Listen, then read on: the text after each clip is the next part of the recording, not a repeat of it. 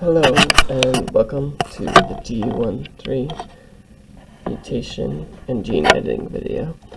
So today we're going to be talking about mutations and their effect. So first, standard one, we have the definition of a gene mutation. So this is another example of an IB definition, one that is good to know word for word. And so a gene mutation is a structural change to a gene at the molecular level. So we're talking at the DNA level. We're talking about DNA. There are three types of mutations you can have. The first one is a substitution. Substitution is when you take one letter and you replace it with another. Depending on which base you replace will change the effect. And so if we do the third base, right, less likely to have an effect because of degeneracy. So that is from the previous unit.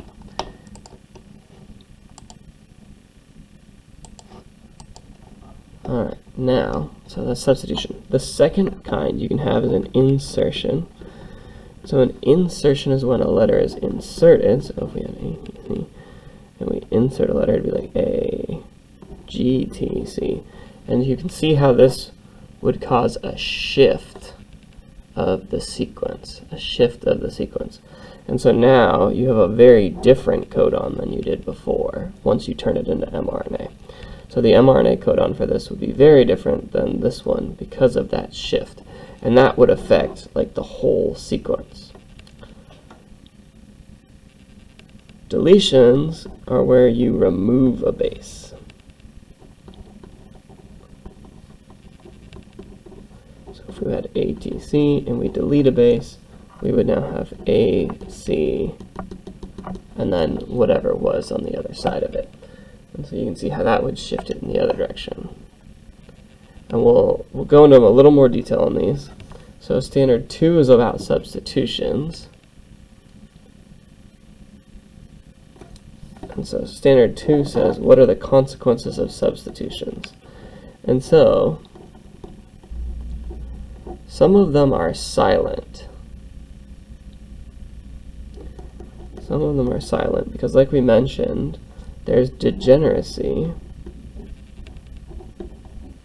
where the same set of like 3 could all code for the same amino acid. So even if you change it, it would code for the same amino acid, so nothing would happen. So that's because of degeneracy. But if you do change the first or the second letter, you're going to change the amino acid. And so that would result in a change in the polypeptide. And so those ones we call missense. And so it's a change in the polypeptide. And so, for example, if we went from ATC to AAC, that would lead to a different amino acid, like amino acid 2 instead of amino acid 1. And if you change the amino acid, that can change the way it folds. The protein folds, excuse me. And if it changes it too much, it'll break the protein. Right? So these have the possibility to break the protein. Or they have the possibility, if they're silent, to not break the protein. Whenever you change a single base like this, a substitution is also called, it has another name, and it's called a single nucleotide polymorphism.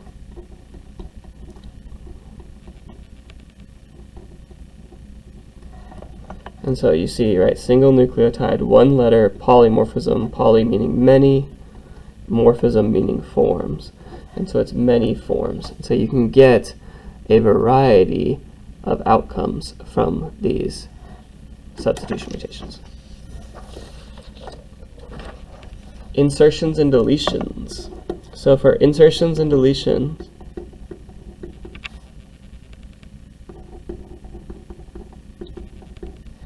typically get what are called frame shift mutations. And so a frame shift means if this was your reading frame,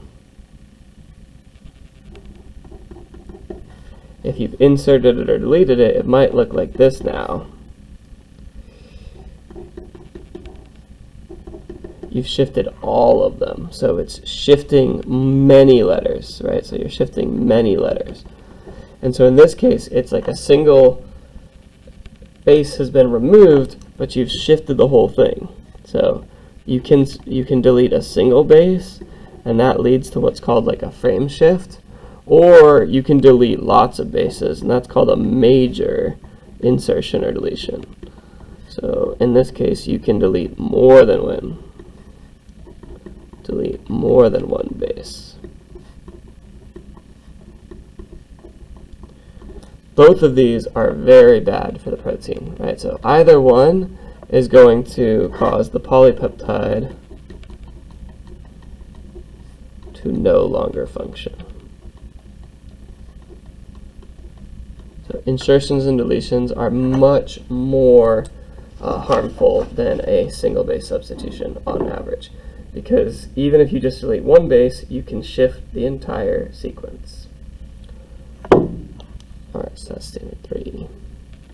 Where are these mutations coming from? Well, there are basically two sources. The first one, the most common one, is DNA replication. So there are errors during DNA replication, errors in base matching. And so we said that DNA polymerase can edit it and catch those mistakes, but it doesn't catch all of them. And so you can get errors or mutations through DNA replication. Mutations from errors. The other way you can get it is through what are called mutagens. Mutagens are things that actually change your DNA. And so these are things that are going to affect it directly. There are two main categories of mutagens that you need to know. There are chemical ones, chemical mutagens. So these would be things like tobacco products, also asbestos. So those are like chemical mutagens. So there are molecules that can do it. And then there's also radiation. So radiation would be like X-rays and UV rays and gamma rays. Those can all cause changes to your DNA. And now these can be fixed, potentially, depending on the levels. Your DNA polymerase can fix them, but it doesn't always. And so it depends on how good your cell mechanics are at restoring it. And some are better than others. Okay, some are better than others. Certain like species are better at it than others. And so these are the two main ways. So you have DNA replication and mutagens, and then we have the different categories of mutagens. There's many more examples. Those are just some of them. And so then what we talk about is mutations are random, or at least it's random where they happen. And so if they happen in like your telomeres, nothing happens. If they happen in a very important gene, it can be really bad for you. And so depending on where they happen affects the consequence of the mutation. So it's random where they happen, but certain bases are more likely to mutate than others.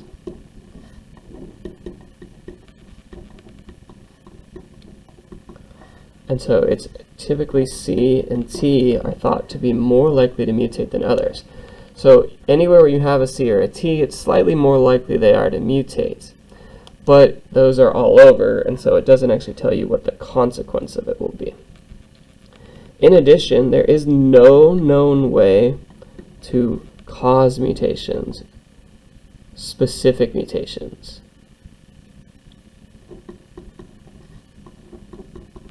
No known way to cause specific mutations. So what this is, like, naturally, and so what this is saying is that you can't go, I need to change my coat color. Like if you're like a tiger, you're like, oh, I need to change colors.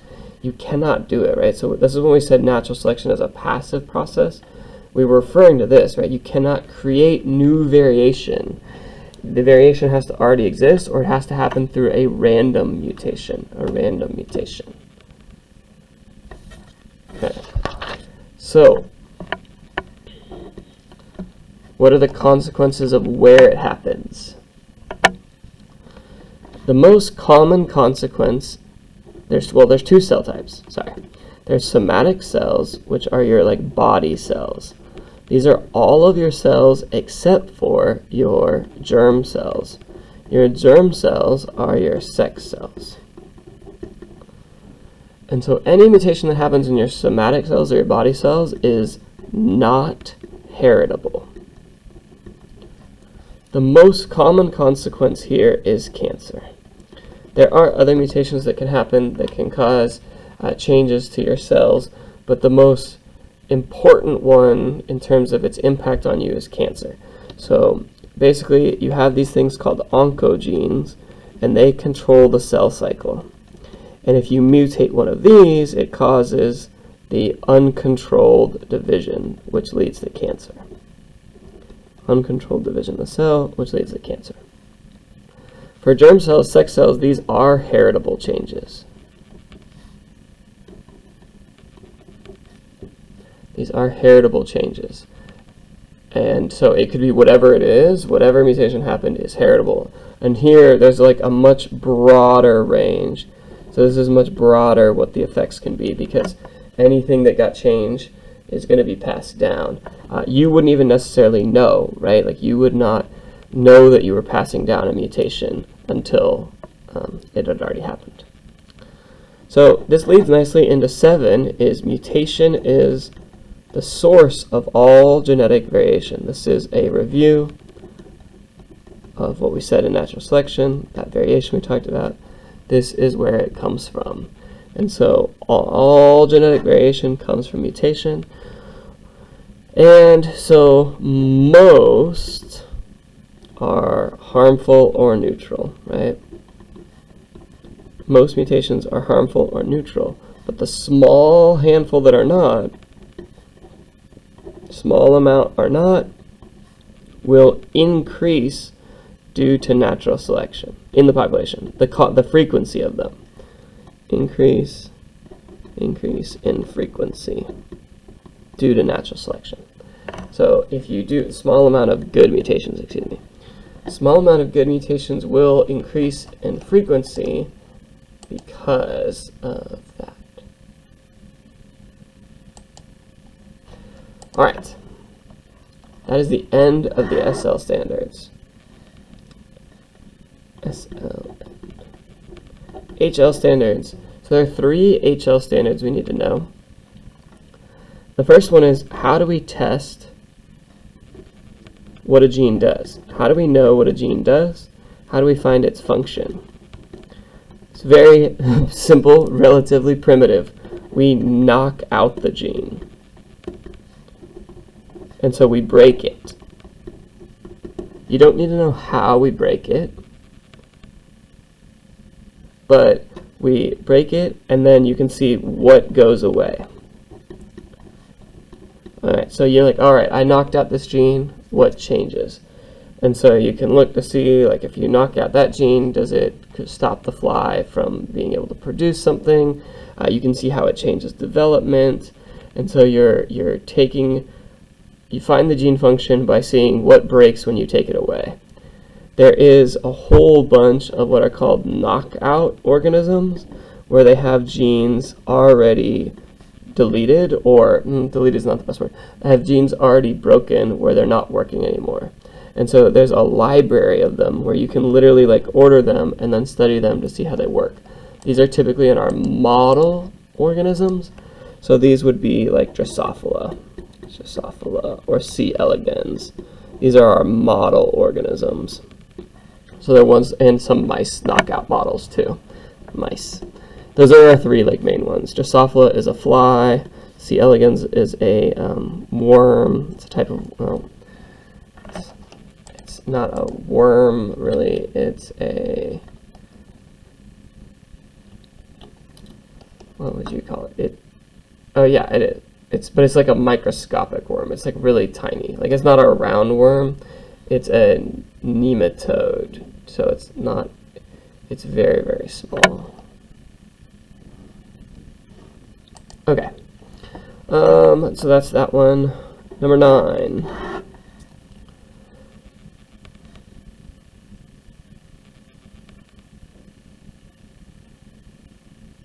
So basically you can use CRISPR. CRISPR and Cas9 for gene editing. So these are our gene editing tools. So we said there's no natural way to make edits, but there is a way to make edits using this thing called CRISPR and Cas9. And so CRISPR-Cas9 was an editing system used by bacteria to insert pieces of viral DNA into their own DNA, which then allowed them to remember the viruses and then create sequences that would attach to them, and then Cas9 would cut them apart. So Cas9 is a cutting system, and CRISPR is a recognition system. And so when you pair the two together, you can make inserts into DNA. And so what it allows you to do is make custom changes, so you can very specifically choose where you are editing it now. And so this is a technique that is very, very specific instead of being random. We used to have to make mutations pretty randomly, but now we can do it pretty scientifically. One of the examples that it has been used to cure is sickle cell anemia. So the first patient was successfully treated for sickle cell anemia in 2019. And so what they did was sickle cell anemia is a single base mutation. So they went in and modified them with CRISPR and then put the modified cells back into her body, allowing her to create blood cells correctly.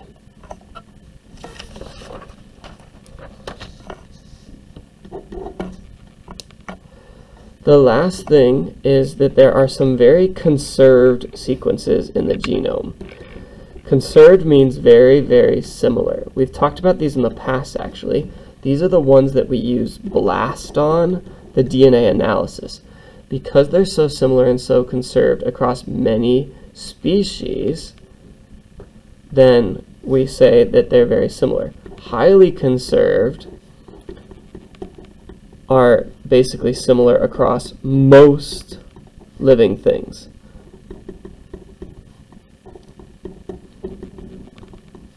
So there are some genes that are highly conserved. They basically look the same, or they're very, very, very similar in most of the, like all of the eukaryote domain. And so how are they so similar when mutations can happen? And so there are two hypotheses to account for these. The first hypothesis is the functional one. And the functional hypothesis basically says that they are super similar because they have to have it or they would die. And so these are things like, oh, they create, like maybe they're for transcription and translation. And so you'd imagine, right, every single thing needs an RNA polymerase. And so you can't lose your RNA polymerase. And so this one relates to natural selection. And so basically saying that natural selection would have removed any of the mutations in this section. The other hypothesis is that there's slower mutation rates in these genes. And so it basically says that they are subject to less mutation and that certain sequences mutate slower than others. And so there are certain regions where proofreading is more active.